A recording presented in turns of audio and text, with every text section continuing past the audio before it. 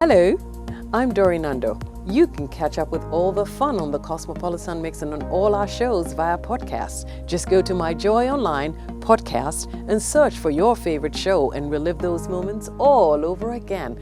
Only on Joy 99.7 FM, radio for discerning listeners. Super Hits Radio, Joy 99.7. Well, good morning there and welcome to the AM News here on the AM Show. And my first question for you this morning is your ball of kenkey shrinking in recent times, or do you pay extra for another ball?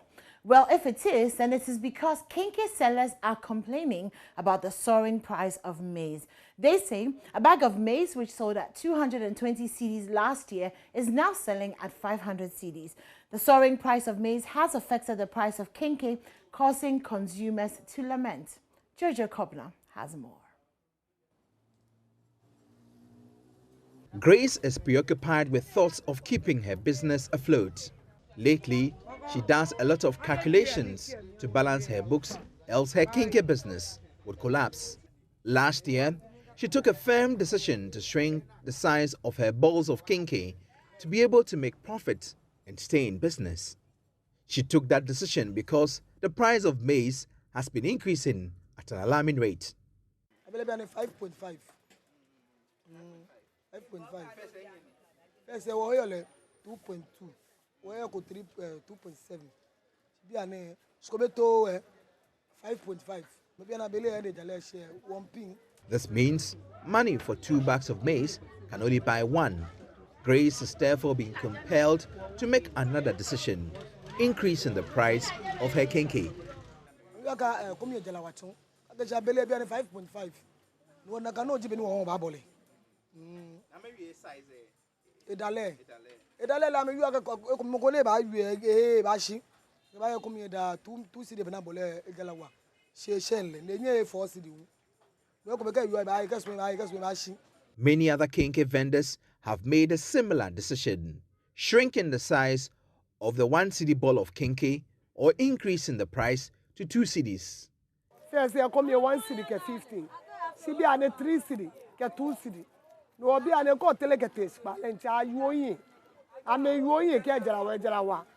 Me imbo body mami atoi because wo feni wo here odin komi be na ball me buen 2 cedi say imi ke we fe no ko ma ball 15 je mo fia money banye ekwe mo nta wo 2 na kan man te mi abeleni ho fe she e won na kebe mi mbonyo iko chuni no ne kwesa no shika niko na oshika be no ele etobo e follow e woni mi in start 2 cedis me come pombo 3 cedi. The impact is being felt by consumers. Some complained they have been struggling with stagnant wages, yet are being financially squeezed by rising food prices.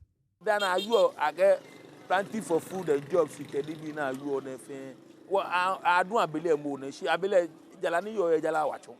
Inflation. What I could look at by inflation down.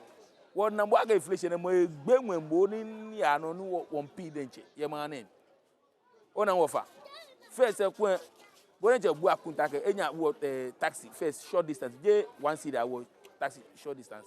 Then I would short distance 2 cedi get 3 cedi. No, but when inflation is high, it can never flop down. It can't be seen. Wo mami. Nobody now man wo ba ni mami Sunday. Well, be an coming call where me na me come here 5,000 ale bi e. Be a law be. Be an be ale be. We first say call do mo shebe do won be 1 cedi po amale wonu ke banku. Be an one obi 1 cedi ale wonu ke banku po. Oh, actually, come on from 1.5 crown can get the same size now. The same size. Because only shake because they are called here also the UTAG. Some residents of Sabon Zongo, a suburb of Techiman in the Buna East region, have been struggling to chase out crocodiles from their community after hours of downpour left their homes flooded. They say that the reptiles have been visiting the community from a nearby river anytime it rains, and all attempts to get help from those in authority have proved futile over the years. Anas Sabit was in the community and he came through with the following report.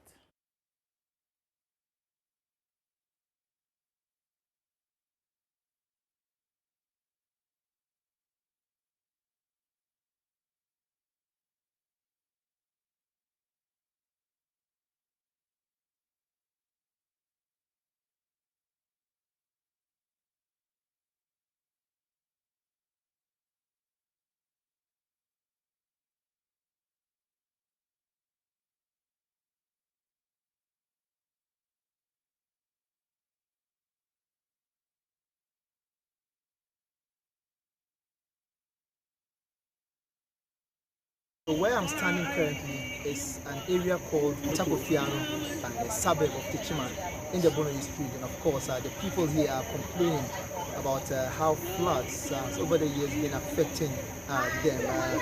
It's about 7 p.m. here, and after some rains that lasted for about 2 hours, they all have to get out of their homes because the place is entirely flooded. They are calling on authorities to come to their aid immediately by constructing gutters along this area to prevent their homes from collapsing in future. So we are torn from Tamale Station, Babia Jenny for so no na babe ababe full stop or Babia a dance into fear now. The rainwater travels from Techiman Station and ends here, so the entire area is being flooded and the people are still whipping out water. We don't have any help aside God.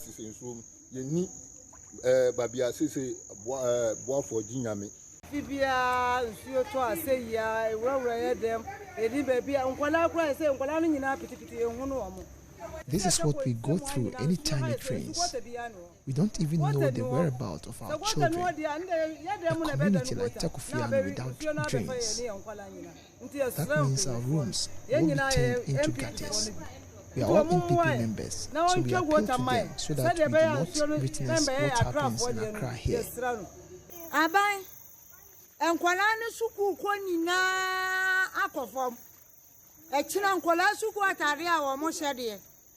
Tomorrow we don't know how the children will be able to go to school. All their uniforms has been washed away by the rains, including their footwear. So we are pleading for help. Please come to our aid. When it rains in the morning, we are unable to go to school. When you come here in the morning after downpour, you will see school children all over. So all their hope now is on government to come to their aid by helping them construct gutters in the area to save them from, having their homes collapsing as a result of floods.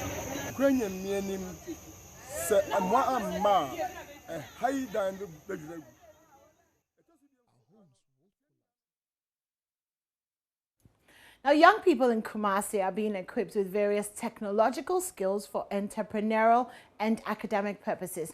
Narrow Light International, an international IT company, is organizing a 2-week training program for them. It's expected to reduce unemployment among the teeming youth. There's more in this report.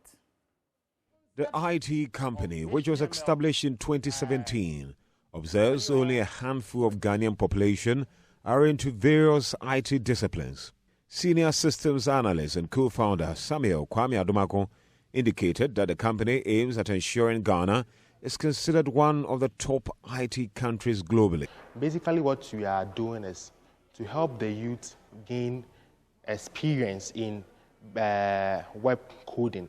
We've learned in our era, without the internet, you can't do anything, okay? So what we want to do is we want to come to an era where if technology is mentioned, as now they do mention of India, Ghana would also be part of the top the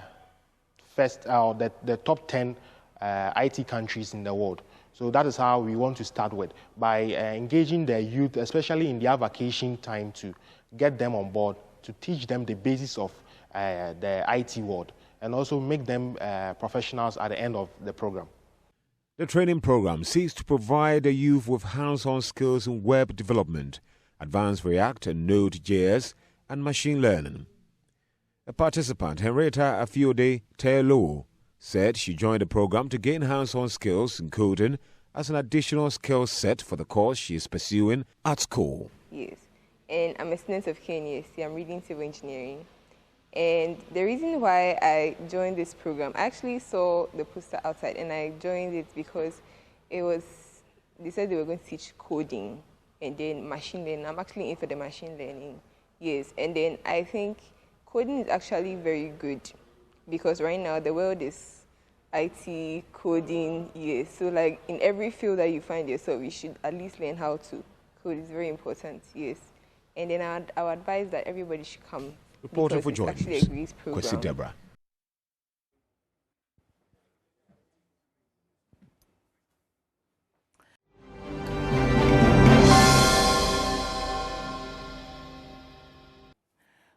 Hello there, if you're just tuning in, if you're just waking up, good morning to you. I hope you had a great night and you're rested and ready to face the day. Well, this is the AM show. My name is Inimado, and I'm blessed with a singular honor of hosting with the Israelite. Thank you very much. Good morning to you, Enima, and good morning to our viewers. And Israel is in khakis today. Just saying. It's a statesman's bias. So I want today. I'm going to be good. This morning I gave my life to Jesus. Okay, but you're looking sweet. Oh, thank you. Yeah. Thank you. I'm shy. Okay, let's get into the news. Are you going to use 5 hours to do the daily graphic this morning too? You dear, you are like that. No. You. Have you sent Kwame Barton the money? No. Okay, Israel. Why? Okay. Israel will be performing with Rocky Dawuni today, by the way. You don't want to miss it. They're going to do a duet. Yeah, they went to Accra Academy together. And you know, 33 years ago, when Rocky Dawuni was in the studio, you know, searching for inspiration for one of his first songs, Israel was there as well. So they're going to share that experience with us this morning. 33 years ago, where were you? Not you, I mean you. Where were you? Okay, I'm going to stop now. Okay, let's start with the daily graphic on the front page. It's 6:39. Accra train shuttle bounces back October. Okay. Hey, where did it go? Well, it's been off for a while now. Yeah. And Biatano River clears up. Galamsey fight yields results. Okay, so the story on the Accra train shuttle bouncing back in October it continues on page 3. Bounce back, bounce back. AU regrets Britain's non-recognition of Africa vaccines. Well, there's been a U-turn, and the UK is now saying that, okay, they'll recognize our vaccines. I mean, vaccines that we took here. So as in the vaccines that we took, which they took as well, which came from the same place. Yeah. I see. Oh, we are very grateful. The Covishield isn't really coming from the UK. It's coming from India. Yeah, but I'm saying that it went to the UK as well. Do they use Covishield in the UK? They use AstraZeneca. Yeah, AstraZeneca, but not Covishield. But Covishield is manufactured in India. Okay, right. Okay, so, well, yeah, there's been a U-turn, so... if they like, they shouldn't do a U-turn. It's up to them. Sudanese government takes over Hamas's assets. And moving on, we go to page 10. Is it The Miracle of El Wak, 1977? It's an opinion piece, A Crowd of Folk versus Mufulira Wanderers. Okay. Into gender parity policies at workplace, the International Labour Organization is advising SMEs. Parents advised to treat children with love. So the story on the Galamsey fight children results is on page 13. Biatano Rivers clear up. Innovate to address housing challenges, as Nsubache charges industry players. That's the Minister for Works and Housing. And then on page 16, SMEs participate in Green Employment Challenge. Arbitrariness, poor decisions, causes of judgment debts. That's the Deputy Attorney General saying that the AG's office is sometimes not involved in the negotiations and discussions leading to the execution of some agreements. That's a quote from that story. And then there's a pullout on the pharmacy industry in Ghana. So there's a special pullout. You can grab that one. Some of the stories in the support local pharmaceutical companies to expand, and the number of adverts, mainly pharmaceutical companies, and then better pharmaceutical care for the future. Then there's this other article I saw that I'm thinking, okay, you guys should get to read it. Okay, so there's an article, Ernest Kemet's leading member of the industry. So that is also featured in the special pullout. Unicom Chemist, the quality healthcare company. And Energy Ministry seeks tax waiver on electric vehicles, which is good. Yeah, if we have tax waivers on electric vehicles, then we're going to get a few more into the country. Maybe some Teslas and the rest. I have seen a Tesla in Isegon quite recently. The red Tesla. Very nice. Very, very, very nice. I just really wonder about the maintenance, the servicing, I all know, of I that. know who that one belongs to, the red one. Okay. I've driven the white one. Eish. All right then. Eko, did you hear that? Okay, expedite approval of nominees. That's in politics. Dr. Lidu urges assembly members. Gumwa West first to confirm DC. So the president's MMDC nominees, the first one has been confirmed. That's the Gumwa West DC. Institute of Chartered Accountants, Ghana holds presidential luncheon.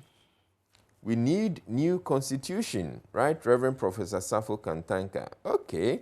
A former Methodist Bishop of Kunasi, the Right Reverend Professor Osei Safo Kantanka has advocated a change in the governance system of the country as part of the process of eradicating poverty. He said there was a need for a complete overhaul of the constitution as the current one would not be able to solve the problems facing the country. According to him, the current practice of the winner-takes-all system of governance, which gives too much power to the president, was inimical to growth.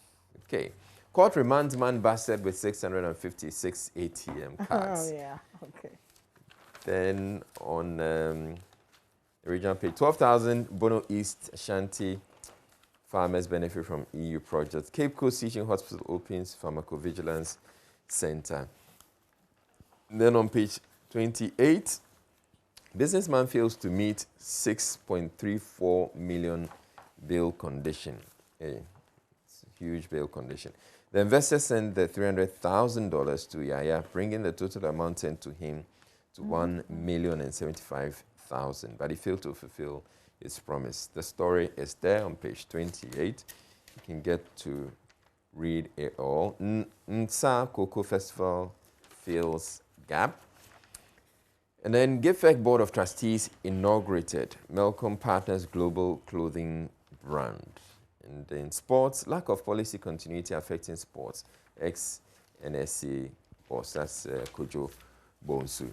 And CSIR seeks $4 million support for Pozzolana Cement Factory and psychiatrists to examine Takrady pregnant woman. Pregnant, in quotes, woman. The police said for some years now, the regional command had been inundated with false kidnapping cases where people conspired to create self-kidnapping incidents. That's it for the Daily Graphic. Oh, well done. Okay, so Israel, this is an interesting story, and I'm going to do the Ghanaian Times, but I want to tell you about this story on the back page of the Daily Guide. Right. So the Suriname vice president is hot over alleged player bribery. Now, remember yesterday we did the story, the fact that he was 60 years old wearing a 61 jersey, and, you know, vice president. Well, apparently there's a viral video of him handing out cash to the players. So the team that they were playing opposing against. team. Yes. So, and I think, you know, they won. They won. I think it was 3-0. Yeah, I think it was 3-0. Also, he played for 54 minutes anyway in that. But he became the oldest player at 60 to play an international club competition. And seemed to be dishing out some cash. And I guess the first vice president seen dishing out cash. It's never a good thing. It's never a good thing. I don't know how they're going to spin that one. But let's do the Ghanaian Times. Hopefully we'll have some time to do the Daily Guide a little later on. The U.S. government pledges 1.3 million Pfizer vaccines to Ghana. U.S. VP assures precedent. That kidnap story there. 2 get 62 years for robbery. Court remands man that fight 656 ATM cards guy. Russian meddling in Central Africa war. U.S. Haiti envoy quits after inhumane deportations. Education Minister calls for establishment of TVET job placement centers. Let's move to page 8. A year on after COVID-19 pandemic, challenges then and opportunities thereon for SME lending. Youth activists pledge to expose deviant characters. Utilization of governance experts will transform attitudes. Cancer patients urged not to lose hope. That's on page 13. And PPP declares December 7th Constitutional Reform Day. There's a National Healing and Prayer Rally that's been launched, and the Church of Pentecost inaugurates Chieftaincy Ministry. Government is going to undertake inventory of all state properties. Well, that's good.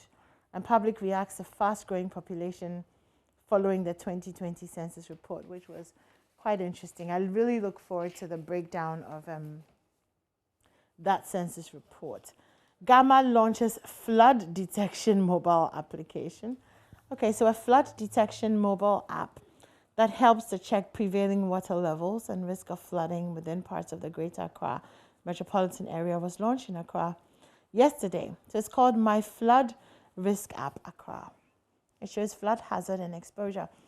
Israel, you know something that I think would be interesting that I wish this app would do? So you know there are some places in Accra that may not necessarily be prone to flooding, like the ones that we really know. Okay. But, for example, the roads have eroded so badly that they're beginning to flood. So like, for example, Techiman Junction, just by the Total. Okay. So Kokompe, when you get down, crossing over to Akokofoto. The road over the years has just kind of, eroded to the point where it's a little bit like an inner concave. Okay. And last Friday, remember, it rained very heavily. And I was in traffic at that point, and the water was like, my car was halfway submerged in the water. So badly that I actually went into... When you got to that point? Yeah, when I got to that point. And then at a certain point, the water starts to move the cars. But it wasn't like that. Maybe 6-7 months ago. It wasn't that bad. So it would be important if we have an app that can, track some of these roads that are getting worse so that something is done about them. But why don't we just fix that? Exactly. Because there was a similar problem on the George Walker Bush around Tallow, not too far from the Tallow. So that also was a problem. They fixed it. So I believe there's something. But I'm just saying, if this app allows people to kind of input some of these updates, because obviously people are not. No, it's not like they don't. I'm trying to be so gentle this morning, and you're poking the beast. Anyway. So look, yesterday, I was at the 37 Military Hospital, and apparently the MRI machine there hasn't worked has broken down for years. And I posted it on Facebook. And the purpose for posting it and mentioning Jubilee House is because we've been in this country and we've seen a president rush to 37 Military Hospital. Yeah. Okay. Yeah. That is the closest major facility to Jubilee House. And if the president can't get MRI services, if he should be at the 37 Military, it's a big deal. It is a big deal. I'm just saying, so people will do what needs to be done before we are caught in a position where, well, that's quite disappointing. Maybe we should speak to 37 Military Hospital about how come. Well, I'm told they're going to buy it. It's been a few years. What are they waiting for? They are doing to buy this, Anyway, let me continue with my newspapers after that very rude interruption by Israel. Oh, is that rude? I'm just kidding. Page 23 of the Ghanaian Times. Multi-dollar flower city in offing at Dentra. We're fixing Ajay Kojo Market Road to make it more trouble for pregnant women. All right. Government committed to revamping Bibiani Mines. New Companies Act. Sarah will turn fortunes of business. Okay, that's interesting. So the Registrar General says the implementation of the New Companies and the Corporate Insolvency and Restructuring Act will turn the fortunes of businesses in the country in a positive direction. Okay, all right. Corporate governance critical for Africa's future. Gold prices ease as Fed signals quicker than expected rate hikes. Labor shortage hits electronics makers as chip drought persists, causing delays. So nearly 4 in 5 electronic manufacturers say that it has become harder to find qualified workers, compounding problems from an ongoing chip shortage and causing delays in shipping products. A trade group representing them said on Thursday. Okay, so some sports. Carabao Cup holders Man City to face West Ham in the 4th round. Lukaku, social media CEO, should meet players to combat online abuse. Ronaldo leapfrogs Messi in list of top earning players. So Ronaldo has gone to $125 million Lionel Messi is at 110. We didn't see that coming because Lionel Messi was doing like a million a week, wasn't he? Oh, okay, before tax. And then Neymar is at 95. Mbappe is at 43. Salah is at 41. And when I say this, I mean $1 million. Okay, and then Paul Pogba is at 34.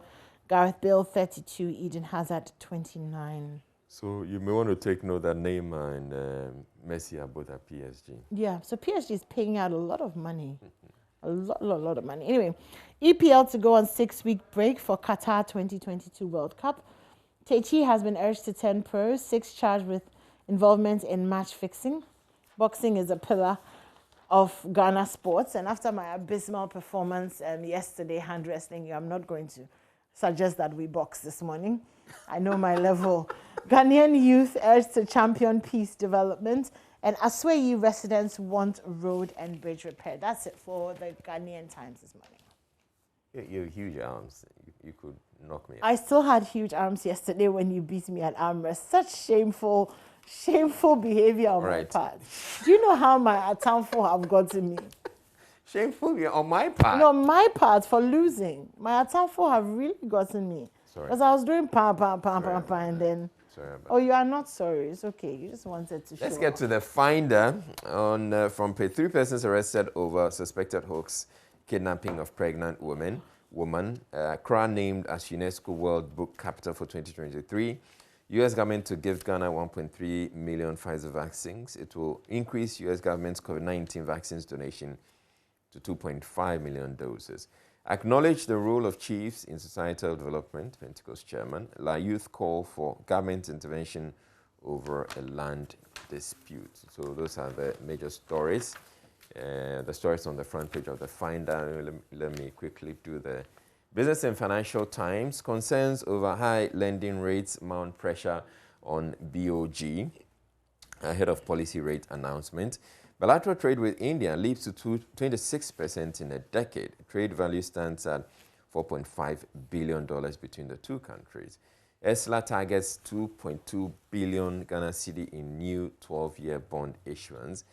And fertilizer troubles to end with availability of new data. All right, so that's for the BNFT. Okay, so the Daily Guide, Takrady woman not pregnant, suspected self-kidnap. Nana wants AU to be part of G20. So pretty much the same stories. International stories, US Haiti envoy quits over inhumane deportations. Volcano on its 5th day of destruction in La Palma. And UN, Myanmar has a human rights catastrophe. Oh, okay. Are you going to go and see Devil's Wife? There's a rerun on Saturday the 9th and Sunday the 10th. No, it's not this. Not this Saturday. Okay. It's actually like, I think, 2 weeks. Okay. So Saturday the 9th and Sunday the 10th of October because it was sold out. So good stuff. Africa hesitancy fears over UK vaccine rules. So that's it for international stories. Let's do some entertainment stories. Jackie Yao Tog get 2021 Afrima nominations. Farmer recalls courteous chat with Rihanna. And Tonto Dike accuses her ex-lover of keeping sex tapes for blackmail. This sex tapes conversation, huh? We should have it one of these days. Saudi Day marked with... Why do you make them in the first place? Yeah, that's what I was going to say. Why do you make them in the first place? Obviously, you don't. So, because you're asking why people make them in the first place. So, why do you make sex tapes in the first place?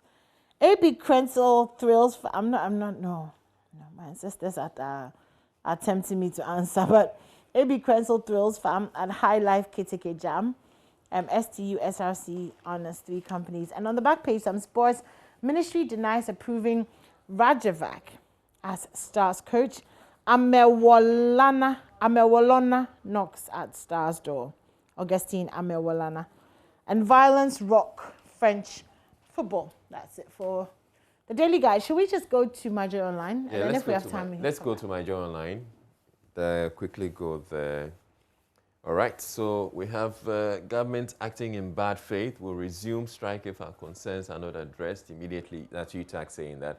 and we'll be speaking. I find this so disappointing, with them, Israel. getting more into the and because we had this conversation on the show, we talked about it. And I remember that, I think it was a UTAG president or so who said that from that point when they were going to go back to work, it was an issue of faith. Yeah. They were having faith in the government that they would do what they said they would. You know, but right now the kids are on holidays. Universities kids are on holidays. So it's like, okay, yeah, they can't flex when our muscles small. But remember that they will resume. Yeah. Policies to check housing deficit has not totally worked. Nana or Dene-Ho-Tremanting. COVID-19, Ghana Health Service to start immunization exercise for unvaccinated citizens on Friday. All right, so that should be today. Check out where to receive first and second dose of COVID-19 vaccine from September 24th to 29. So essentially, if you don't have, and maybe we should spend some time to talk about this. So for first-time recipients, people who haven't had the jabs at all, there's an opportunity for you to get to do that. We'll talk about that. GAU PFAG insists 2021, Peasant Farmers Association of Ghana, insists 2021 harvest can't exceed previous years. Prophet in court for allegedly molesting 3 teenage boys sexually. Chinibua Kudia SHS authorities accused of negligence leading to death of final year student. U.S. government to give Ghana 1.3 million Pfizer vaccines. And COVID-19, we're hoping to vaccinate 20 million Ghanaians by end of 2021. Kufuado. As in like October, November, December. Yes. And we're at 5 million now. But the vaccines are coming. Okay, so we're hoping to vaccinate 15 million people in 3 months. Have we vaccinated 5 million? I think that was what, yeah, I think that was what was said. Yeah. Really? Mm-hmm. Okay, we'll get the details. All right? Yeah, okay. But that's it. Anyways, so we're handing over to Oreko Ampofo, who's going to bring us the sports news right after we take this quick commercial break. But we have a fantastic show coming up for you today. We including a have performance by Rocky Dawoune and Israel Lai. I told you about that earlier. And of course, we'll also be having our relationship conversation, spicing up your relationship. So how to make it more sexy. Definitely don't want to miss it. This is the AM show. Don't go anywhere.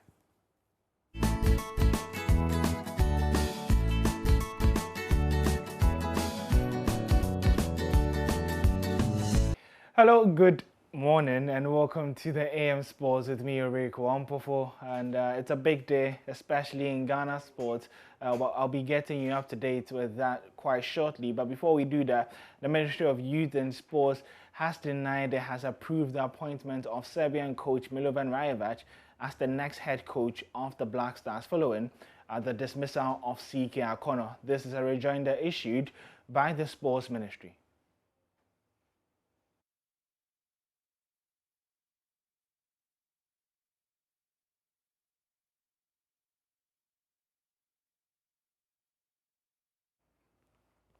So this was dated Thursday, September 23rd, and as I stated, it's a rejoinder from the Ministry of Youth and Sports, and it says it has come to the attention of the Ministry of Youth and Sports of publications making rounds on social media that the ministry has given approval for the engagement of Milovan Rajevac as the new coach for the senior national team.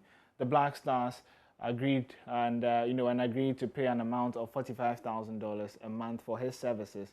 Much as the ministry is aware of the process of engaging a new coach for the Black Stars by the GFA, the process has not been brought to the attention of the ministry.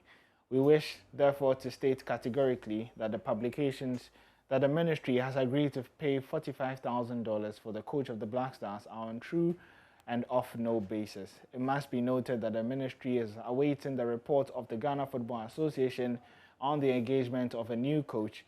By this release, the general public is entreated to disregard any such publications and treat it with the contempt that it deserves. The ministry will make it public when a decision is taken on who the new coach will be and his remuneration and conditions of services. This was issued by the Public Relations Unit of the Ministry of Youth and Sports.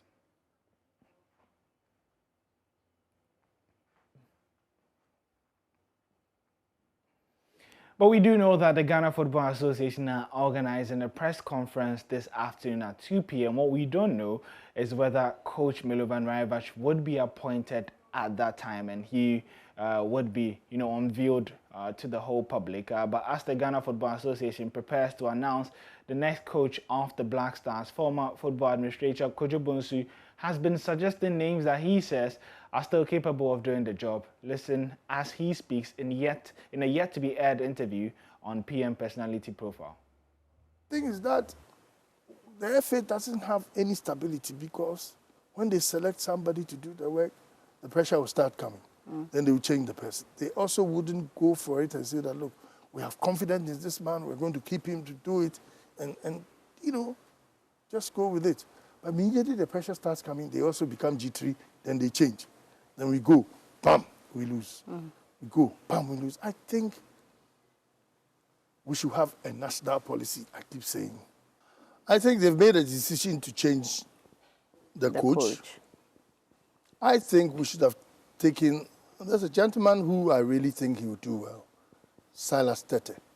I think we should have brought in Silas Tete and look for somebody like Otoadu or a Champong, or even this guy, Marcel, should come and help build a strong team. Okay. And I think if we concentrate on selecting a good team, training, hard work, we can qualify for Qatar 2022.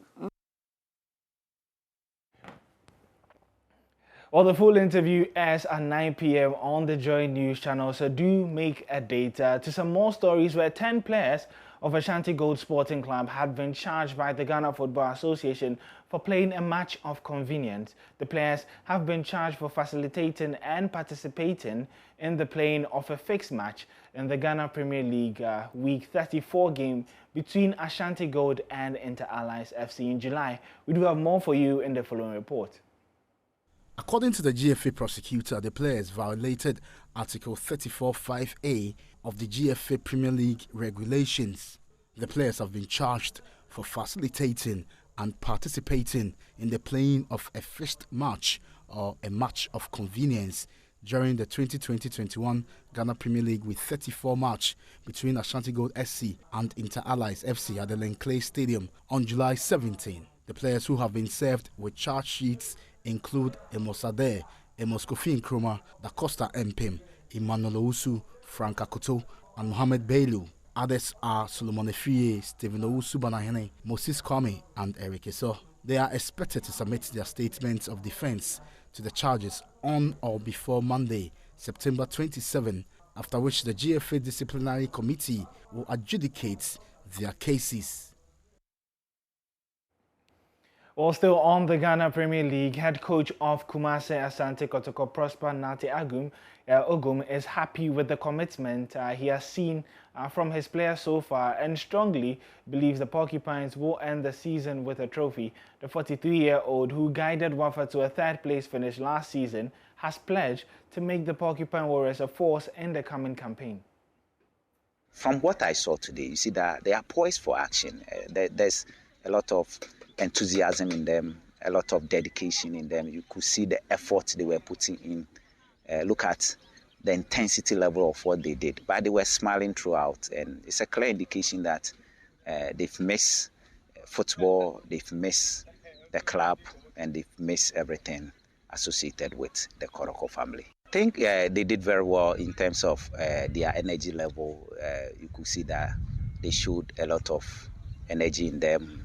They were running very well. I was with the physio SK. We're trying to find out whether their running movements were natural, so that we'll be able to identify if anyone has any issue with respect to injury. So we saw that, and we saw a few players, and we are going to talk to them in private so that they will be attended to.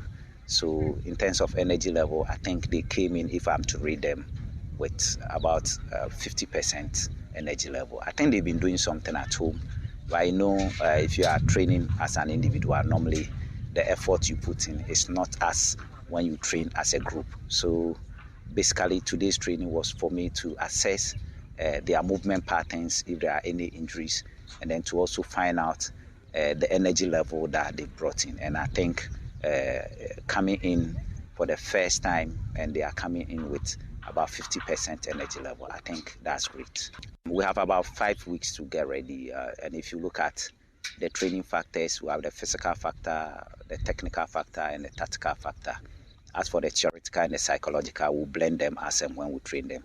So what we intend to do is to do combined physical and technical training, where the training that they will be doing will have some sort of running in it, and at the same time to some sort of kicking the ball technique also involved. So we're trying to blend the two so that we can kill two birds with one stone. I think we have the quality to let us play and win trophies this season. I believe that talent will always win you games. Teamwork will let you win championships.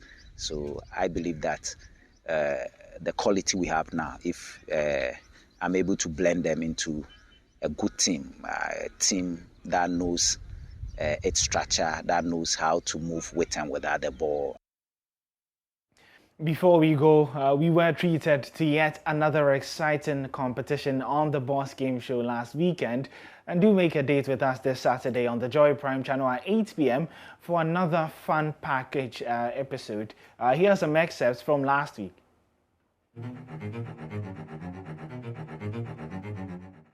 All right, okay, so this is where the real battle begins. The talking doesn't stop, actually, because they have to answer questions. So here we are. All of Ghana's matches against the USA at the Senior World Cup have ended in the same scoreline. What is that result? All of Ghana's... Yeah. 2-1. 2-1, 2-1, 2-1. 2 goals to 1. Wow. And that wraps it up. Ladies and gentlemen, it has been titanic right to the end. And tough questions, but the boss in the end proves that indeed he is the boss. Wow. That was exciting. That was dramatic. How are you feeling, the boss? Good competition. Uh-huh. I told you he's tough. Fritz. Told you. Fritz is still in shock. Beyond me. What was that? Some of the questions were beyond me. Were beyond you? Yep, some of the questions were tough. In fact, they were tough questions. That's how it is. I mean, that's what happens on the boss. Very fantastic final round there.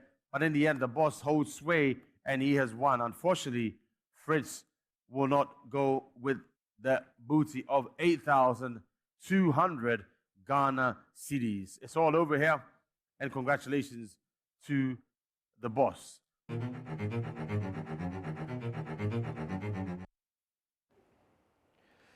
Are you sitting at home and saying, I knew the answer to that question? Well, you can also participate by dialing *718 *882 hash.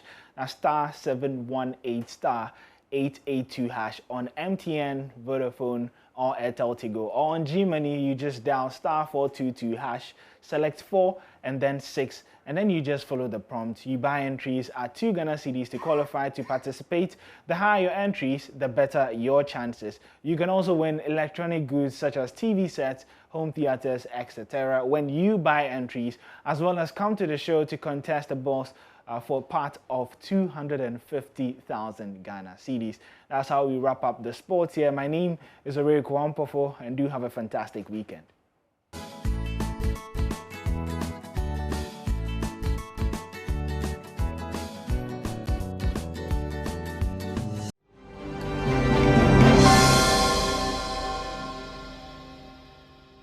All right, so you're welcome back to the AM show, and we're getting on to our very first conversation, and it has to do with the University Teachers Association of Ghana. They are dropping hints that they're likely to resume their strike because they say government hasn't shown good faith as far as the strike is concerned. We have Professor Ransford Jampo. He's the Secretary of UTAG at the University of Ghana. Good morning to you, Prof. Jampo. So it appears we're having to go back, or you're considering resuming the strike. You say government has shown bad faith. Can you explain exactly why? Hello. Yes, Professor Jampo. Yes. Good morning Good to morning. you. Yes, good morning. Yeah. So what is this bad faith that you talk about? Hello, I can't hear you. What's the question? Professor Jampo, can Yes. you hear me? Uh-huh. All right, so the question is, you talk about, the University Teachers Association of Ghana is talking about bad faith on the part of government. I'd want you to explain to us exactly what the issue is.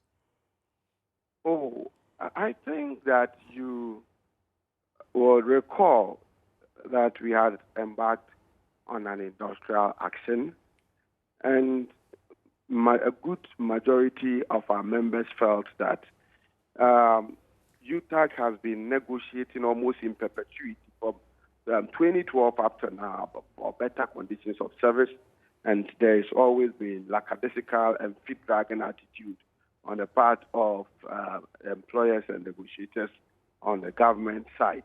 And so when we embarked on that industrial action, the idea was that it's either we are giving what we want, or we're giving better conditions of service, or we don't go back to the classroom. But somewhere along the line, there were calls that negotiators and employers were really serious, and they wanted us to talk again around the negotiating table. And the caliber of people who had shown concern about the plight of lecturers and zeal to ensure a finality to this matter was that top-notch. And so they managed to speak to some leadership and, of course, some of us to persuade our ranks and members to go back, to agree for us to suspend the strike and to go back to the negotiation table. It was not an easy thing convincing and persuading our ranks that we have to suspend the strike. But eventually, some of us managed to swim against the tide and to convince them that, look, if you are demonstrating, you are on strike and over something, and the person you are demanding whatever you want from says, come and let's talk, and you say you won't talk, then you cannot also be on strike in perpetuity. And so let's look at also those behind the scenes who are practically pleading and begging and asking that we go back to negotiation table to talk. So we convinced them, and that's how come we signed that MOA, memorandum of. I'm also sure you had the students' concern in mind as well. Oh, definitely. I mean, you had a lot of us. I mean, no lecturer wants to go on strike in the middle of the semester when you are preparing students to go write exam and all that. I mean, we are not interested in that. No one wants to do that. And so the students were also appealing that if the government says they want to negotiate, then we should also go or heed to that call. So we signed an MOA that said that we should do this negotiation, in 1 month, and that in the MOA it was clearly stated that the strike action had not been called off but been suspended. There's a difference between suspending a strike action and calling off a strike action. And so the suspension was to pave way for us to negotiate within 1 month. The 1 month ended about 2-3 days ago, and nothing concrete had been arrived at and communicated to members. And so that's the reason why a presser was issued by the National Executive Committee explaining what had happened, just for the information of members and to aid all of us take a decision as to what line of action we should take. But generally, the next line of action is actually encapsulated or enshrined or found in the MOA that we signed. That said that we had only suspended the strike action in a hope that we'll be able to negotiate for better conditions of service within 1 month. If you are not able to do so, then it is clearly implied in the MOA that we would have to advise ourselves. And so for now, I know, I am told that even though the 1 month negotiation period has expired, there's going to be a meeting between our negotiators and then the government side on Monday.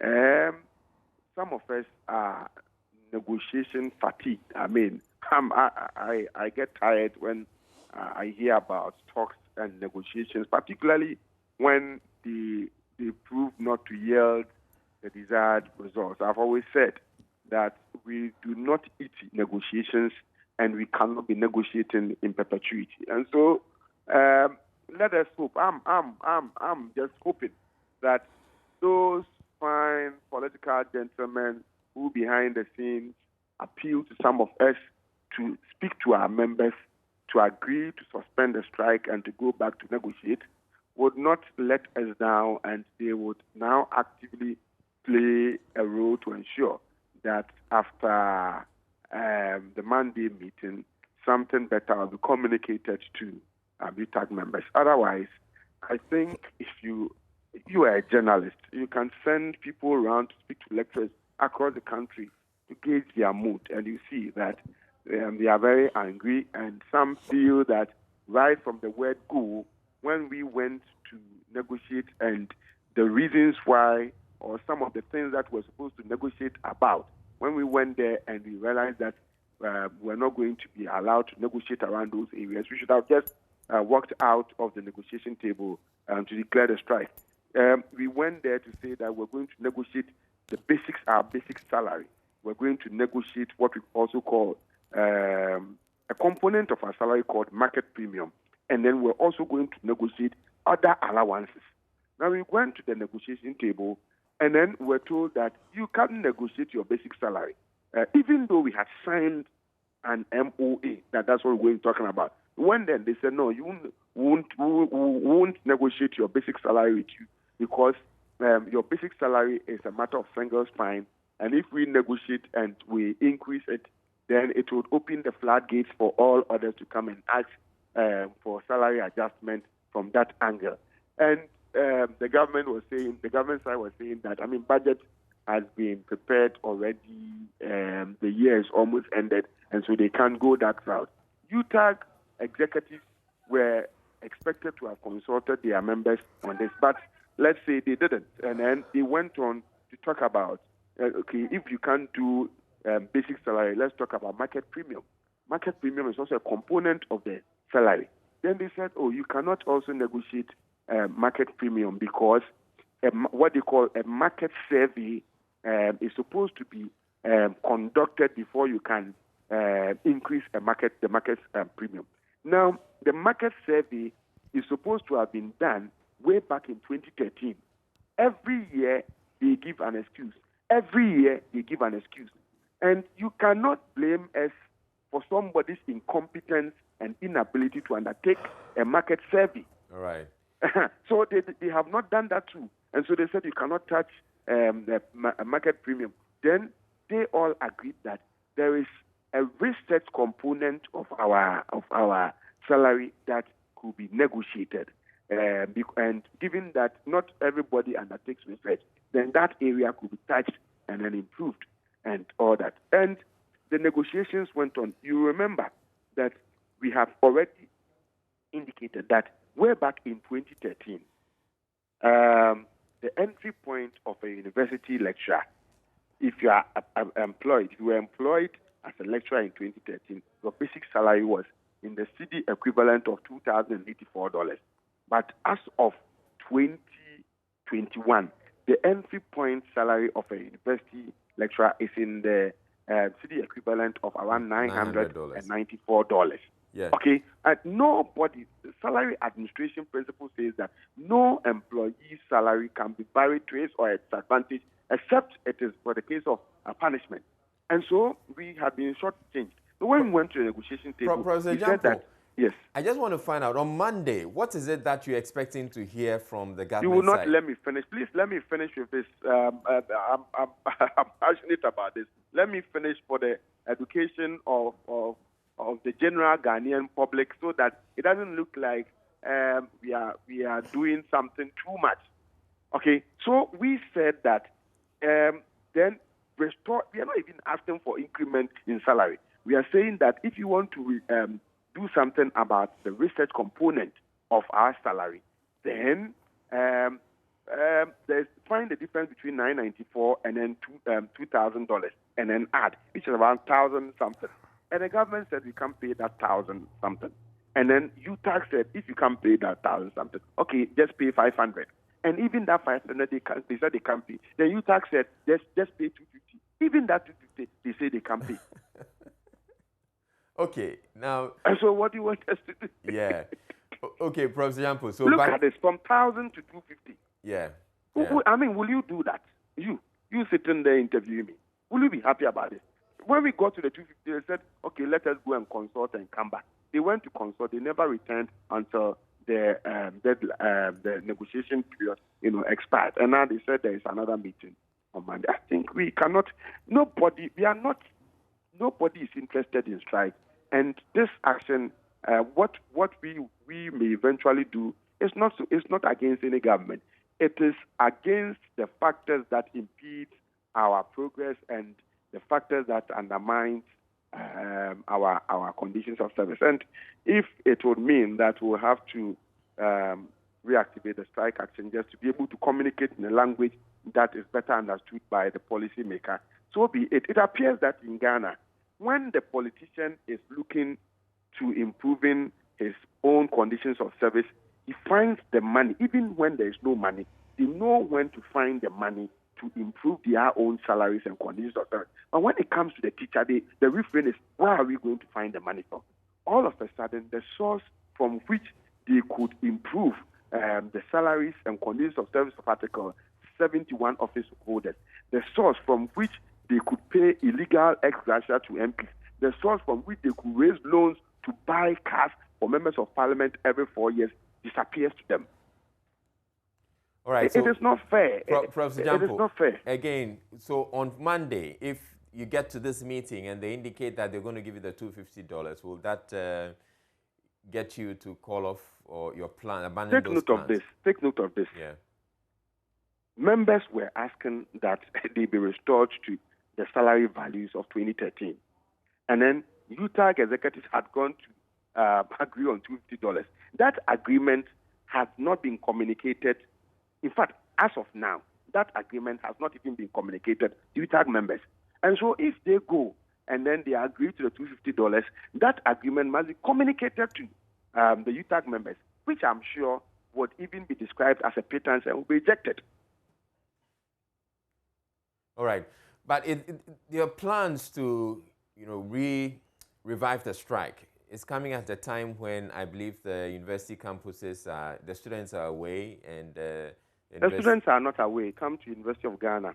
We've just started teaching our levels 200 and 300. We started this Monday. And so they are there. And those who are on vacation or almost on vacation, it means that then universities are not going to be opened. And, well, if that is the way authorities and policymakers would want to go, I mean, so be it. Some of us, we are prepared. If they want to jail leadership, members will be on strike and in solidarity. If they want to jail all of us, we'll go to prison. If they would want to withhold our salaries because we are fighting a just cause, we are fighting to disrupt the salary class situations that have been established by bogus and discriminatory constitutional provisions. If they want to punish us for trying to upset that kind of discrimination, and so they withhold our salaries, we are prepared to endure with our families and with the members of the informal sectors of the economy. All right. Thank you very much, Professor Ransford Jampo. He's the Secretary of the University Teachers Association of Ghana at the University of Ghana. Anyway, they clearly have a point. Yeah, they do. And I think, honestly, this was my biggest fear. During the negotiations, when all the talk was going on, I kept on saying that it's unfair, but once, the teachers and the lecturers go back without the complete, overhaul or without their needs being satisfied, once they go back to teaching, it means that they are kind of giving away their trump card because they're back in the classrooms. And I was not completely confident that this would not happen. So I'm not surprised that this has happened. What's unfortunate is that for every negotiation and for every time that something like this happens and the government doesn't show up, what you're doing is that you're losing more faith in them. So the next strike, because there will be a next strike at some point, then will take longer. And I think that at that point, it would actually be fair for teachers to say that actually, you know what, we're not going to go back to school until this is absolutely resolved, because you have not shown that you will, show good faith and do what you said you would do. So unfortunately, it will make things difficult. I mean, I can imagine that they would have to, the NLC will go to court and say, to compel the people to go, whichever striking workers are striking, and compel them to go to the classroom. Then the court is going to say, no, not this time. I think at some point, some of these organizations are going to have to go the full, go all the way to the end and see it through, so that we show the government that we're serious. When we say we want something, we're willing to sacrifice whatever to get it. And I know how parents would feel. Obviously, I'm a parent, about the fact that, your kids are in school and da-da-da-da. But we have to fix this at some point. So, if it takes 6 months, if it takes a year, whatever, let's do it. Okay. That's what I think anyway.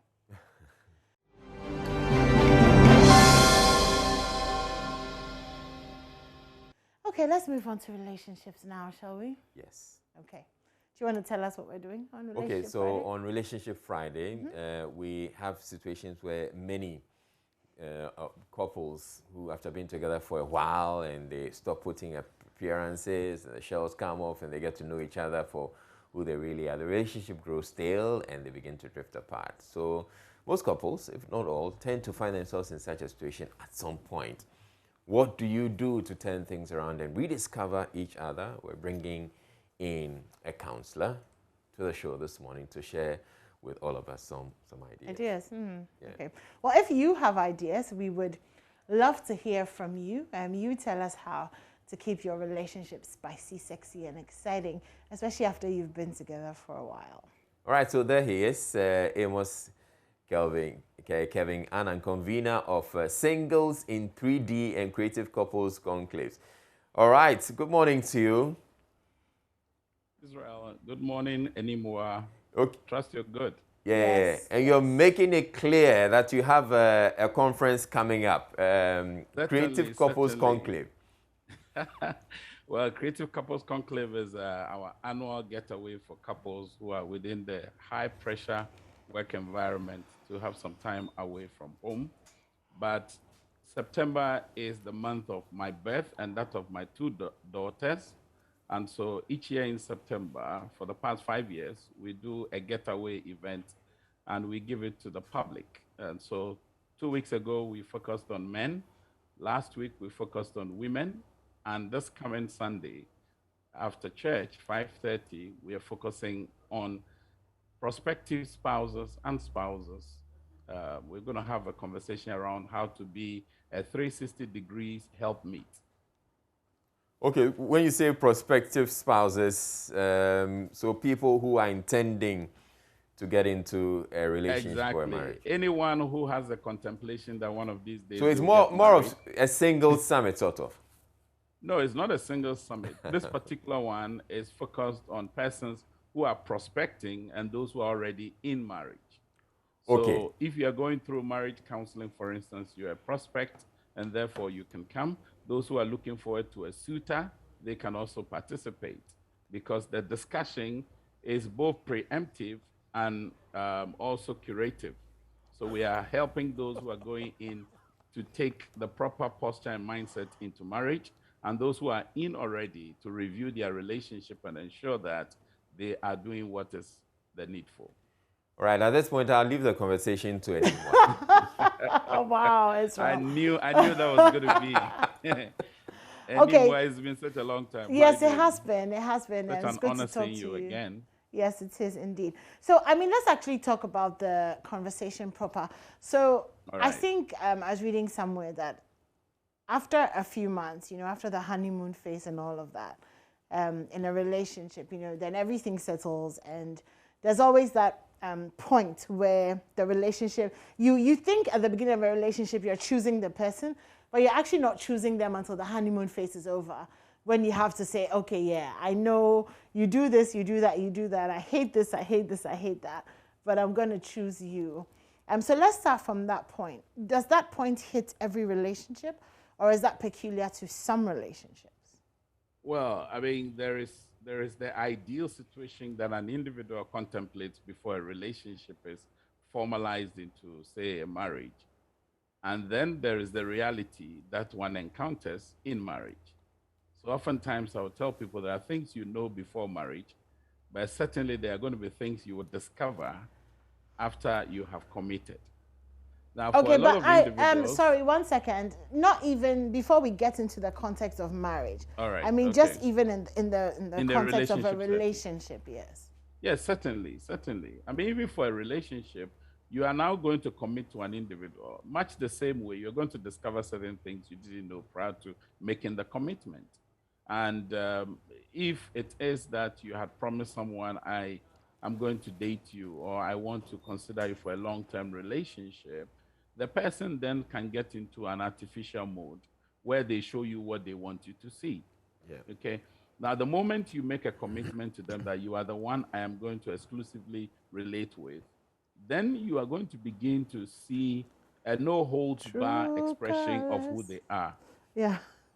So they will show you their real character.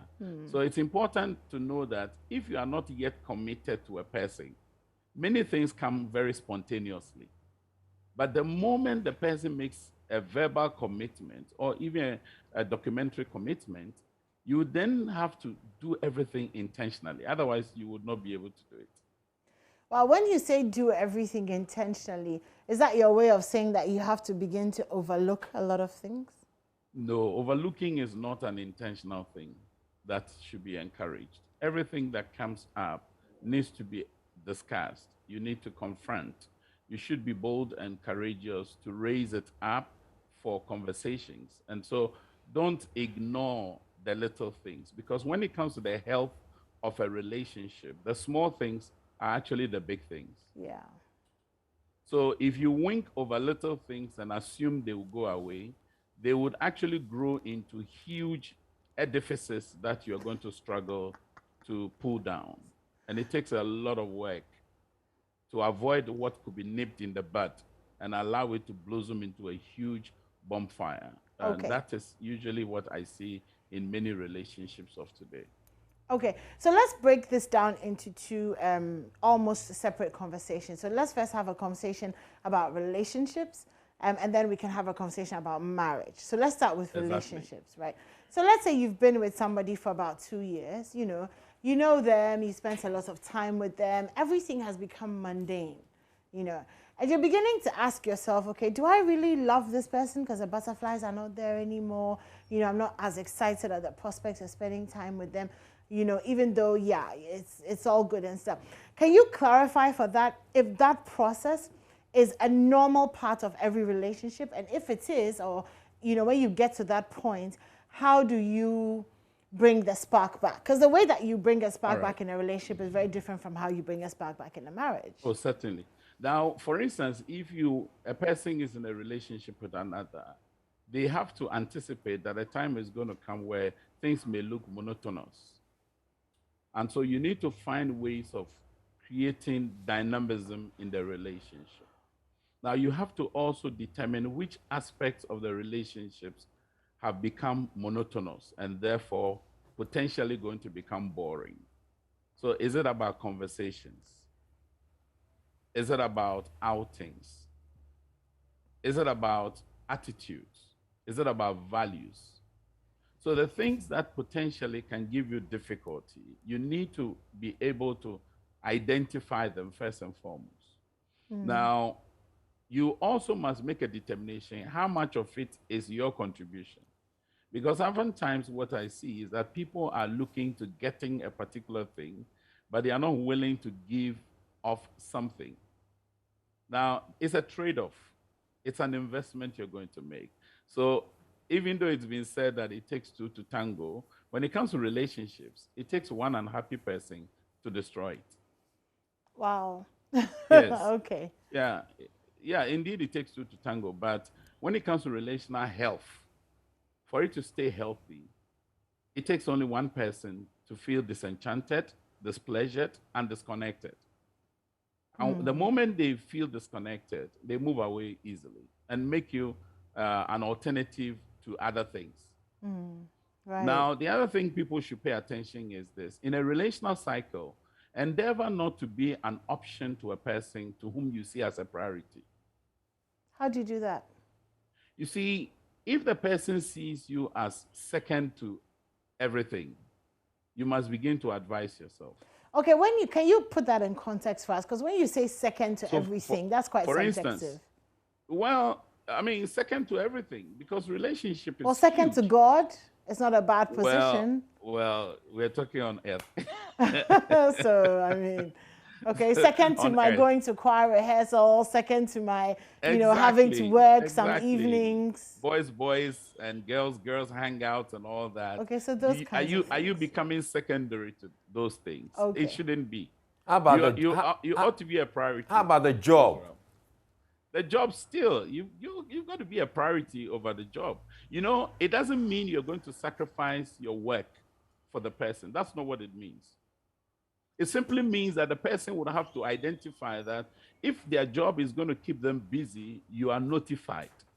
Okay. But in a situation where the person does not inform you about happenings in their life and expect that you become a mind reader or a mood reader, that is potential crisis. Okay, fair enough. Okay. So coming on the same page at every given moment is what I'm speaking to. Okay, and this will require disclosures. So persons in a relationship must endeavor to have conversations about their priorities in life so that they are clear in their mind and not create any ambiguity that creates expectations that cannot be met. Okay. That's one. Secondly, it's important that you are connecting with an individual that you can be selfless, not selfish. Because see, when you are selfless, it is at that point that you become vulnerable to being impacted in the relationship. So the person can't sacrifice for you. You can't either also sacrifice for them. That's a recipe for disaster. Right. Because it's going to be you, I, and myself. And when a relationship is hinged on these three, potentially there'll be crisis. Okay. Now, the third thing the individual must also look at for this relationship to work is also to identify the critical things that they need, which they cannot let go. I call it the irreducible minimum. They are already low enough, you don't want to go below it. Irreducible minimum. Okay. Now, that's a threshold nobody should go below. Okay. So, for instance, you can't countenance lies. You can't countenance a third-party involvement. You can't countenance hanky-panky deceit. All those kinds of things need to I'm be sorry, what is hanky-panky deceit? Well, people hide behind stuff and they act it out, they dramatize, they create scenes, and they flare up in tantrums when you confront them. That's what I call hanky-panky deceit. Okay. You are just creating drama around the issue when there is no drama at all. Okay. And this is where you hear one person say, well, I can't take your drama any longer. Yeah. Okay. All right. But I've you had know, enough so of the these things sound very what's the word? They sound very technical. So they sound very, these are the commitment things and the values and stuff. But when you have all these things in place and you've been with somebody for a while, the dopamine levels, the serotonin levels, they're not being produced, as much. This person is not your high anymore. You're not as addicted anymore. So everything may be working, but it becomes mundane. So at that point, how do you light the fire again? Okay, I think he's having a few issues. But you have been married for 54 years. The dopamine and those technical words that you use? They're just like the hormones that your body releases that make you feel happy and excited and get the butterflies and So is dopamine what? Serotonin. Serotonin is the feel-good hormone. Okay. Yeah. And dopamine is the high. I think we have Amos back on the line. You seem very happy about that. No, we don't. So since you've been married for 54 years, how do you keep the spark alive? Well, The spark is alive, right? You take it each day at a time, Okay. actually. So there are things that you have to rediscover. So you want to go back to doing some things that you used to, and except this time it's a little different because you're having, in my case, yeah, you're having kids around. In the case of most marriages, there'll be kids around. And so you have to add them to the mix. So you're going out, there you have to add them, you have to factor them into, your outings and all that, you're taking trips. But then in the midst of all of that, you also have to make a conscious effort to find time for yourself. Yeah. But there's that point when you've kind of been with somebody for a while and you feel like you just know them. So there's nothing new to discover. Oh, but there are new things that you can have conversations about. So maybe there's nothing new to discover. But is there ever nothing new to discover? I don't think so. Because if you're with somebody who's... There's sometimes you'll be holding on to... You see, we're two different people. There's some things that I will feel that they're normal. And so I don't need to open up to you about. Okay? But then you're coming from a different background altogether. And so I'm thinking this should not be something you should be concerned about. Then much later on, it comes up. Then you're like, why you should have told me about this? And then you're saying, I didn't think so. I thought, same way, you would also have some things that you think are normal. And so you don't need to open up about. And then they may discover a lot later that, oh, so you've been holding on to this thing for all this while. So yes, I don't think there gets to a time when you say, I've seen it all. That's very interesting because I find that, especially with men, from stories that I've collected over the years, that men just generally lose interest in their partners after a while. Is it because, women are not making an effort to stay relevant or stay exciting in it? Because women too, like after you've been with a guy for a while, Charlie, they come, you're there, cry your hair, no, go comb balm. It's like, yeah, whatever, been there, done. For me, I feel it's about making a commitment and saying that it is this person and I'm staying with this person, whatever. Because if you think that you have options, that's when at some point you're thinking, okay, yeah, I'm thinking about this other option, and so this person becomes second fiddle. But we do have options in life. No, we do have options in life, but I believe that when it comes to your wife or your partner, there's no option. You've made a commitment from the very beginning that this is it, and that is it. So is this like only after you get married? Because when you're in a relationship, you hear how people say... In the relationship, yeah, it's just options. A relationship. You have options. Yeah. It is at the point where you commit and you're saying that this is the person I'm going to live the rest of my life with, and you're going to have kids, and yeah, that's it. You're locked. Oh, don't say it like that. No, but that's what it is. When you say locked, it's kind of like you're locked. And the key has been thrown away. So there's nowhere to go. That should be the mindset, I believe. Interesting. Yeah, until it gets to a point where you feel, okay, no, this has to be unlocked. I see. So you go and dive into the deep blue sea to look for the key, basically. Interesting. Well, we're having a conversation about keeping the spark alive in your relationship. We were speaking. Oh, okay. Oh, you're back. Hello. Hi, anymore. Why are you laughing? I've been enjoying your discussion. Oh. Yeah, she tried to put me on the spot. The lock and the key issue. Yeah, she tried to put me on the spot. Is the issue of the lock that got me laughing anymore? I see. Okay. Oh. I like the way Evie explained it. No, but I'm interested in the way you see the lock. And the lock. No. Anyone said the lock and the key sounds like it's been thrown away. Okay. And I like your explanation of the commitment, because at a point, it's not just around sentiments, it's also commitment. Yes. Yeah. And anymore, by the way, when she said an alternative. Yeah. Anymore, when she actually said locked, she had other things in mind. So yeah. Other things. This is defamation. Okay. Other things like what? Let's carry on with the conversation. Wow. Okay. Evie, you are becoming clairvoyant.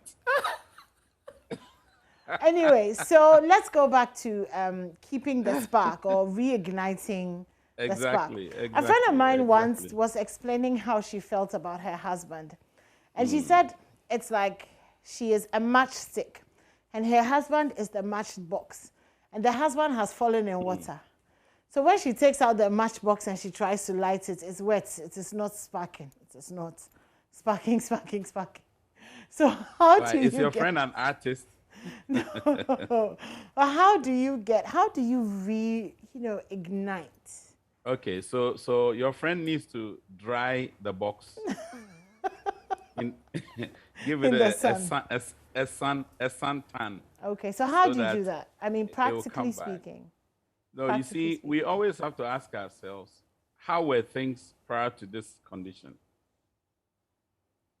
Now, once we are able to describe how things were, then the second thing would be what contributed to what we experienced in the past and what is missing, which has created the present situation. Because oftentimes people know what to do, except that they are reluctant to do it. Or they are trivializing their own efforts or the efforts of the other party. So I would recommend that your friend goes back to what was keeping the spark. Because it differs from couple to couple. When you sit with them, you will see that everybody's own is different. Especially if you have somebody whose love language is touch. The absence of that then creates the less of a spark. If you have one who is conversationalist, theirs will be when there's a reduction in conversations and disclosures, and they are getting only one-liners when they require a paragraph of explanation, that can create disaffection in the person, and therefore they will conclude that the spark is gone. But let us all understand that once you make a commitment to a person, things will not be as they were previous, and therefore it will require greater effort to be able to keep it running. Otherwise, every one of us would have to walk out of a relationship or marriage over a period of time.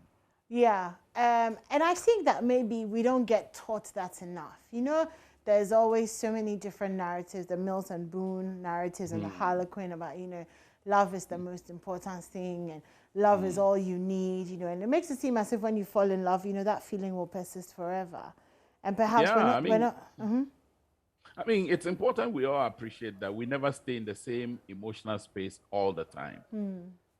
And because we as individuals are the ones brokering this relationship, it stands to reason that because our emotions are not stable, and sometimes they go, up, down, sometimes they stay within median range, the same thing will find expression in the relationship. Right, okay. Because the relationship is being operated by the two persons. Okay. It's just like looking for somebody who is eating, wants to have an oatmeal and then goes to buy Gary. How do you have oatmeal from when Gary? you buy Gary? Yeah. You get Gary soakings. Yeah. Now, so we are the ones investing in the relationship. We are making it happen.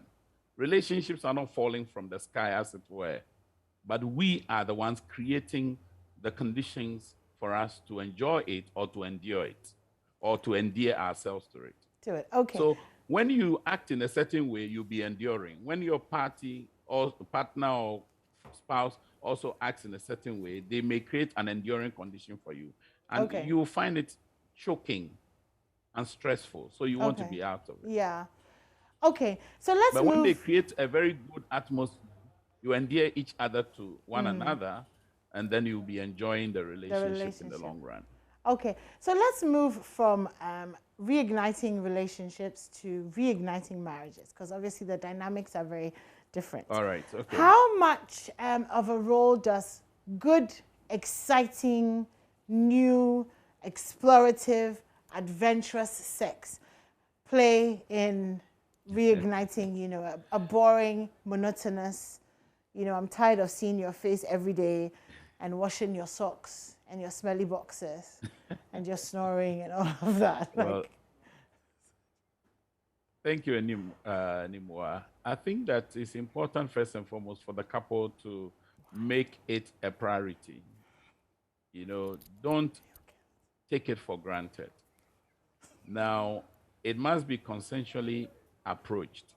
The spouses should work together as a team. When you say that, And do when you you mean work like on a sit at the study table together and read the Kama Sutra? No, not necessarily. Not Okay. necessarily. Not necessarily. Have conversations, honest, frank conversations on the subject. Many are very discomforted when it comes to matters of sex, intimacy. But Reverend, you look very serious talking about the sex issue.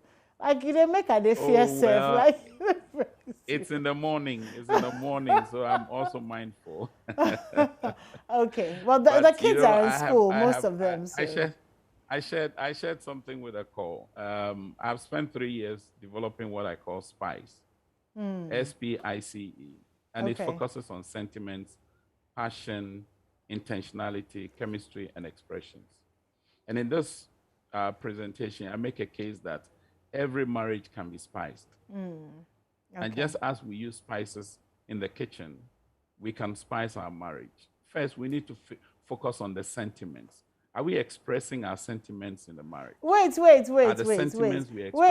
Please, have we finished talking about good sex? Because it looks like we've moved on from the good sex to spice. Or you are mixing it all together. That Billy mind, ma. Okay, he's frozen. He's frozen. No. Is he? Let's talk about good sex, shall we? I can see you're so excited by the sex thing. Because yes, if you read Doug Hayward Mills's Pastor Bishop Doug Hayward Mills's book, wow. Well, she's hearing voices. If you read Bishop Doug Hayward Mills's book, it's in a different world. Exactly. I'll stop the show. I'll get annoyed. Anyway, no. Don't stop. So, Rev, you know, Israel was saying that I seem to be very excited by the sex conversation, but I'm not excited by the sex conversation. It's just that I recognize the importance. You know, sex is like, it tells you the temperature of the relationship or of the marriage. I don't dispute it. It's the kako in the consumer stew. I don't dispute it. Exactly. And Bishop Doug Hayward Mills, you know, in his counseling book, the blue one, you know, talked about the fact that the number of times you have sex in a week or in a day, it shows the state of what's going on. So if we are reigniting, Reverend. Not necessarily. Oh, if you are not doing it a lot, Charlie, then nah. Okay, so let's. So we have the so let's hear. A lot of things have to be looked at within context. Yeah. Don't agree. When you say this to a woman who is going through a situation where she's just not excited about sex, i.e., women who have hit menopause, you cannot make this as a conclusive statement. You heard that? No, but we are not talking about the menopausal women here too. That one is a different segment. Because that one, because Reverend, the menopausal bit also has to do with a lot of hormones. For example, when you're in menopause, you're not producing estrogen. So sex is actually painful for you because you're not naturally lubricating. So that's like a different dimension.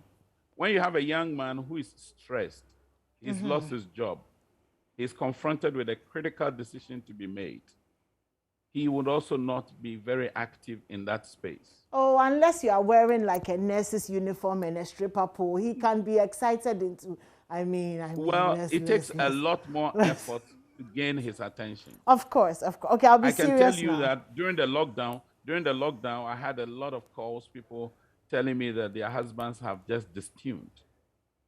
Have just what? Why it wasn't so? They have distuned, disconnected. They've gone off. Oh. They are not responsive to them. They were missing their girlfriends. And this is a situation where you are there. You are there, you are not going anywhere, and it is assumed that because you're not going anywhere, it's a fait accompli. But you know, Reverend, there was also the argument that a lot of marriages, you know, were going through this because a lot of men and a lot of women were missing their mistresses and boyfriends who actually contribute to making the marriage more exciting. That So it's could multi-dimensional, be. It was also isn't the it? case that it's also the case that many of them have been running after their tails for years, and then all of a sudden you have to lock down. Yeah. And I discovered there were three things. You are in each other's space, and so it was overbearing. You are in each other's face, and it becoming overwhelming. And you were also becoming a nuisance to each other. And therefore, if you didn't manage it well, then it was going to be a problematic relationship. No wonder a lot of nations registered a skyrocketing domestic violence situations. Yeah. Because people just could not handle the stress levels that the anxiety had produced in them as persons. Yeah. And when the anxiety level goes up, it affects the anxiety levels in the relationship as well. So let's talk back again at the sex issue. Yeah. You see, it's not just about frequency. It's also about technique. It's also about, it's also about style. So parties involved in the relationship needs to have a conversation. You see, that's why I keep harping on the conversation. Otherwise, there's no feedback.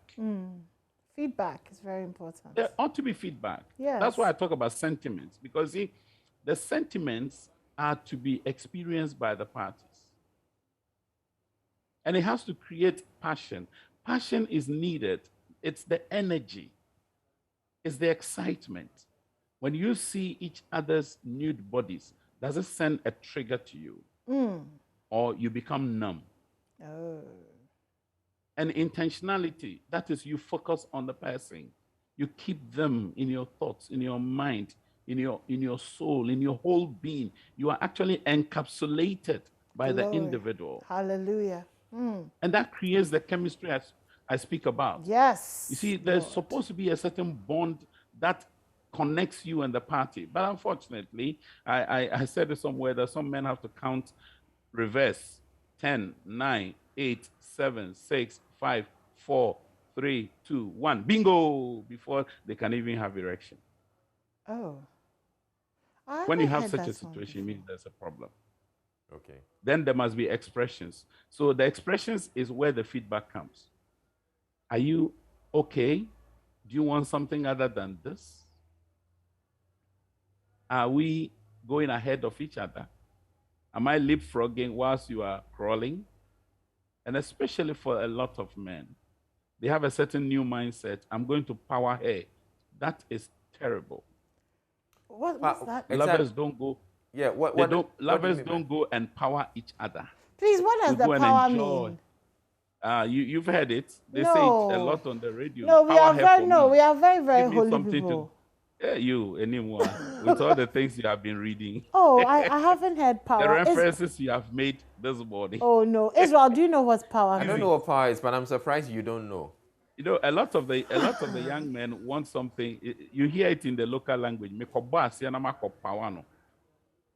Oh. So they go and hire a lawyer, i.e. aphrodisiacs. Okay. Gotcha. So they stay longer, they appear powerful, but anymore, you know, you have a background in psychology, you understand these things.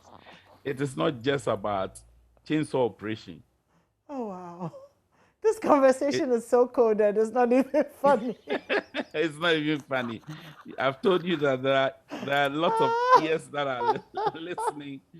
Okay, I like that. Bombshells. I love that. I try to stay away from bombshells. From bombshells. Wow. I remember even the little I said at Joy Bridal Fair the other time. Yeah, what's a shock? I had a run for my money. Okay, so no powering. I want to propose four things for wives. Okay. First and foremost, the wife must learn to tempt the husband. Ooh. Seduction. How you tempt him, yes, you should be able to tempt him. Secondly, trap him. Let him keep his thoughts and his energies and his attention on you. Then you torment him. Give it all your best. Give it your best shot. Torment him. See us for details. And then when you torment your man, you tame him. Right. And you hear him snoring and sleeping. Mm. Sleepy snoring. Mm. Now, let me add another T. Treasure him. Men like to be treasured. Those heroic prowess of his needs to be celebrated. So I leave this for my ladies. It's now for the men. But you see, it's very, very, very distinct. You have just given the surface, but there are details that the devil is in the detail. Because the tempting and the trapping and the tormenting, the taming part is the easy part. Anyway, Israel, do you want to finish this conversation? Which one is the killing part? I mean, I think the tempting perhaps is not. We're a little bit used to that, But the the trapping and the tormenting takes a certain sort of skill, because that's a push and pull, isn't it? Yes, it takes a skill. Yeah, it is. So we need the wives to keep their eye on the ball. Yes. You must be very intentional about what you're doing. Yeah, very. So, for very, instance, very. tempt him is make yourself irresistible to him. Trap him is make him focus on you and your torment? features, your form. What? Yeah. And the torment is give hot. him in order that you can gain. Is a hot. Kabul, I'm about to speak in tongues this morning. Hey, Come you're about on now. to speak in tongues. Glory. You tame him by, the man, it's almost like he's run a marathon. So you're keeping him sleepy and snoring. Yeah. And then you treasure him. And I believe that the discerning wife would never leave her husband to exit the house hungry and horny. Because if you do that, you make him vulnerable to slay queens. Now to the men. I have 5 W's for the men as well. All right. Okay. The first one is warmth. You must create connection and chemistry. The second one is wet up. You wet up because they willingly welcome you. It is lubrication to avoid friction and tension and pain and stress and distress. Then get her into a place of getting wild, where she wishes there's no end to it. Then the 4th W, leave her to wonder, when next are we coming again? And the 5th one, let her wait and wish with the poise, posture, and expectation. Because in many, many marital situations, what I see is that one is sex satisfied, the other is sex expectant. Yes. But I want to say this. A real husband does not keep the wife's eyes wet, but learns to keep her panties wet. Yeah, poncho no. Inti. Okay, so Israel, I'll see you. I'm going. Oh, that is absolutely fantastic. Thank you so much for that. The reason why I love this so much is you're welcome. A lot of Christian marriages are suffering because there's too much spirit, not enough soul, not enough body. So thank you so much for that, and for reminding us that. I've told a call. I've told a call that I would want to give you exclusive to my spice model. Eish. And we can have a conversation around the spice it up model. Because the focus of that is to cure bedroom boredom. Yeah. That's the whole focus. Okay. How do you cure the boredom in the bedroom? And I want to thank you also for the opportunity to have interacted with you. Sure. And like I said, on Sunday at the Harvest Chapel, we are hosting prospective spouses and spouses at 5:30 in the evening. Exactly 7:30, we'll close. We are doing it in partnership with the Harvest Chapel couples, and we pray that it will be a wonderful opportunity to bless would-be couples and couples. Thank you very much, Izzy and Enimua. Thank you so much too for tormenting us and making us wild this morning. Hey, Enimua, is that all it's you right pick? back at you, yes. With all my gentleness, gentle Jesus, meek and mild. Thank you so much for joining us this morning. Thank you once again for the opportunity. Okay, bye. bye. For now. Okay. All right, so for everybody else who was watching, for the last 5 or 10 minutes of the conversation was about sex. So if you're wondering what's all this wet and wild and all of that, yes, it has to do about sex. Have you learned anything today? Yeah. What did you learn? A lot. A lot. The whole show. I knew that's what you were going to say. Oh my God. Oh, moments like this bring me such joy. Anyways, so we're done with our relationship conversation. And the men in the studio are very grateful. We hope that you go out there and make it work. You know? Knowledge in your head that doesn't translate. Okay, I'm just going to stop at this point. We're going for a short break. When we come back, and we have an exciting performance for you. Don't go anywhere.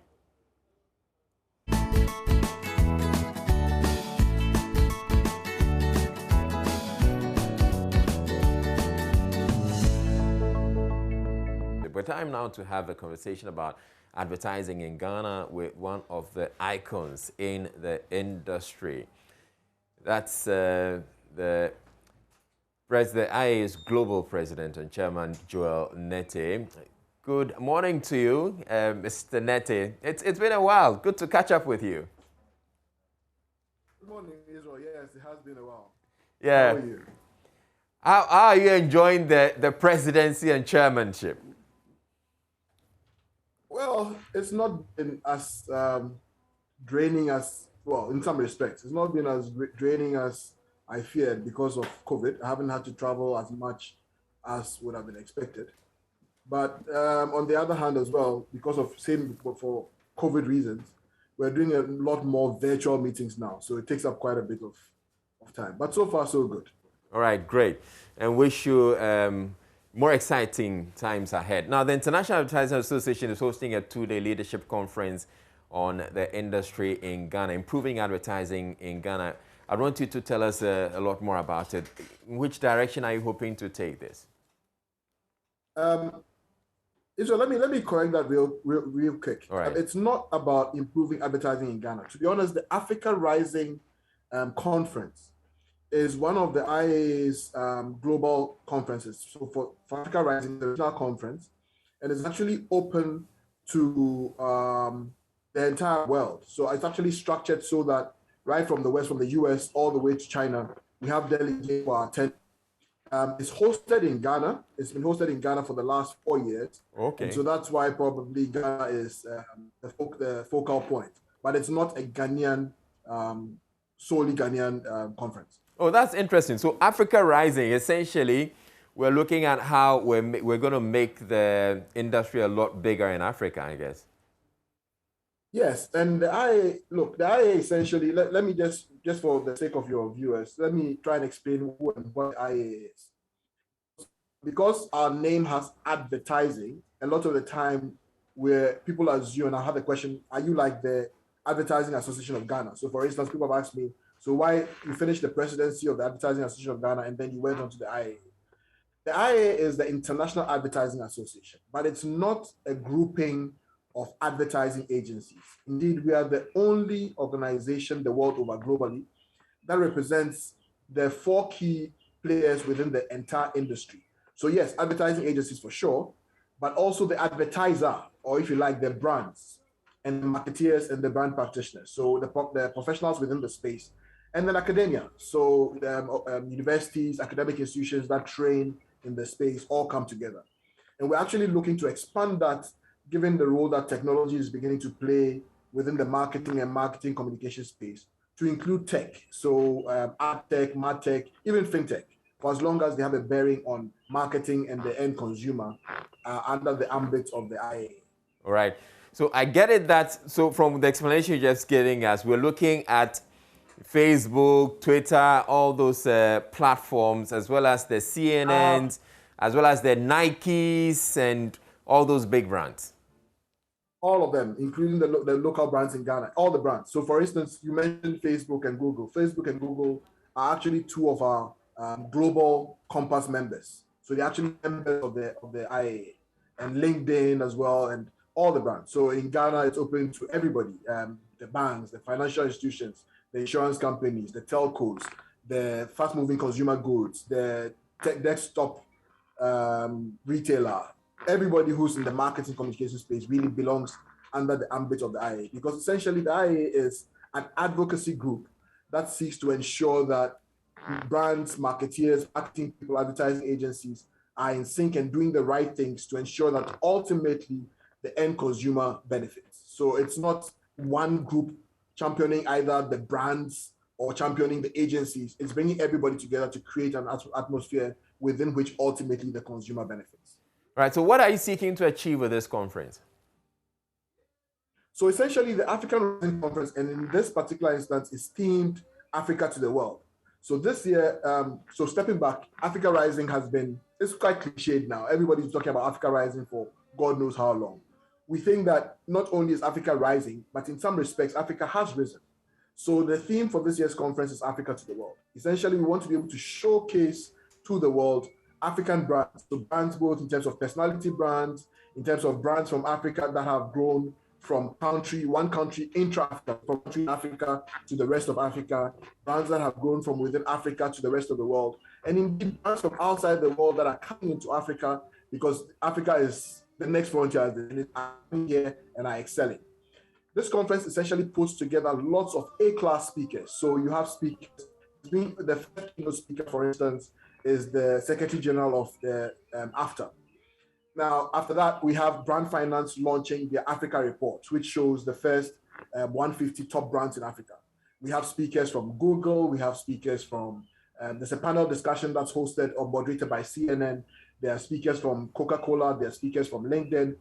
Across the plethora of brands, both local meaning Africa, and like I explained, from outside looking in. So we have African speakers, we have European speakers. The bottom line is that we want to engage the world, to show them what it is that Africa has to offer, but also be able to show us in Africa what the rest of the world, the opportunities that are there in the rest of the world. So it's really 2 days of power-packed learning for anybody who finds the time to join. And who are the people you're expecting to be part of this? Everybody. It cuts across. So everybody from mid-marketing right through to the C-suite, whether you're in an agency, whether you're on the client side, whether you are in academia, whether you're in the media like you guys, everybody has some learning opportunities in there. All right, and I'm sure you can join virtually. It is entirely virtual this year. I mean, it's the first time we're organizing it virtually, yes. So it's entirely virtual this year. And that's why I was saying that the challenges of COVID and even the benefit, and so therefore on the reverse, the benefits of COVID. The challenges of COVID, of course, are that this year we couldn't hold a physical event.